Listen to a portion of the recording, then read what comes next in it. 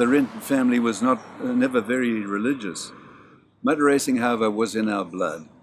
I'd built and raced single-seaters back in the 1950s. 25 years later, Justin brought me back into motor racing when, in his early teens, he persuaded me to buy him a junior racing car. Justin was a really talented and committed racing driver. Over the next few years, he raced in 5 different car racing classes and won a number of regional and 2 South African racing championships at my considerable expense. So just in the background here is Kyle Army.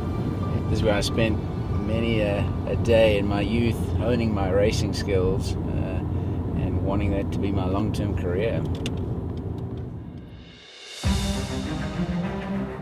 So this is very cool. They're actually letting us onto the track. Normally the security here is actually quite tight, but for whatever reason they said, no, come on, you can come onto the track.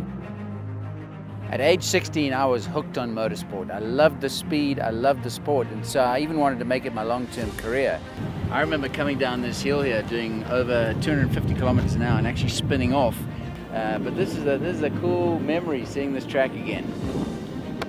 When I was at university, I got actually invited to church by Gary Knutson, who was on the mission team. I had not grown up very religious, so it's a new experience for me. But growing up in South Africa in the 1980s, with the racial division, coming to church was so refreshing. It was different to see blacks and whites really getting on well. I just knew this was right. 6 months later, I got baptized in December of 1987. So I remember how angry my dad was when I started prioritizing campus devotionals or church services above motor racing events. And he was furious because he'd put a lot of his own money into motor racing, and he was not happy with me putting God first. Attending Bible discussions and who knows what else. Even worse though, this became more important to him than motor racing success. And he even threatened to speak to our sponsors that I'd lost my interest in racing and that they should cancel our contract. I decided to go to church anyway, even though he threatened that. And my dad was so blown away, the next Sunday he said, "Can I come to church with you?" For the next 7 years, he and I had ongoing discussions about evidences for the Bible and evidences for God. But what really changed my dad was when my mom died. It really rocked him to his core.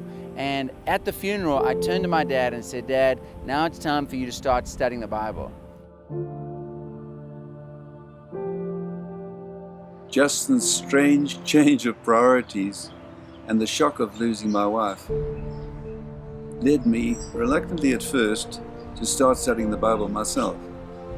After 9 months, normal gestation period, I was born again at the age of 66. And my life changed forever. At the age of 70, my dad married Daphne Lightning, whom they'd met at church.